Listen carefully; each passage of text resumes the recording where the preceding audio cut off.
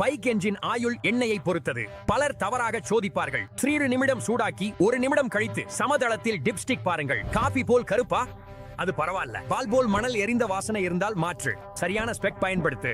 பெரிய பைக்குகள் டென்ட் சோடி அல்லது டென்ட் ஃபோபிட் ஆயிலை பயன்படுத்தும். அழுக்குகள் ரேடியேட்டரை அடைக்கும் என்பதால் 2 வருடத்திற்கு ஒரு முறை ஃப்ளஷ் செய்யவும். குழாய் நீரை தவிர்த்து சரியான கூலண்ட் மட்டும் பயன்படுத்தவும். ஹோஸ்கள் மென்மையாகவோ அல்லது வீங்கியோ இருந்தால் உடனே மாற்றவும். ஹோஸ் வெடித்தால் உடனடி வெப்பத்தால் இன்ஜின் பாதிக்கும். இப்போதே சரி செய்யுங்கள், இல்லையேல் பெரும் நஷ்டம். அழுக்கு ஃபில்டர் இன்ஜின் சக்தியை குறைக்கும். 1000 கிமிக்கு ஒரு முறை வெயிலில் பாருங்கள். வளைவுகளில் ஒளி வரலன்னா முடிந்தது. மாற்றவோ கழுவவோ. மறுபயன்பாட்டு தானா? கழுவி உலர்த்திய பின் எண்ணெய் தடவவும். அதிக எண்ணெய் சென்சர்களை பாதிக்கும் என்பதால் மெல்லியதாக மட்டும் பூசவும். அந்த டிக் டிக் சத்தமா? வால்வ் கிளியரன்ஸ் சரியில்லை எனில் கவனிக்கவும். இறுக்கமான வால்வு எரியும். தளர்வு கேமை பாதிக்கும். 15-20,000 கிமில் கேம் டாப்பெட் இடையே டிடிசியில் பார்க்கவும். அது சற்று இழுத்து வர வேண்டும்.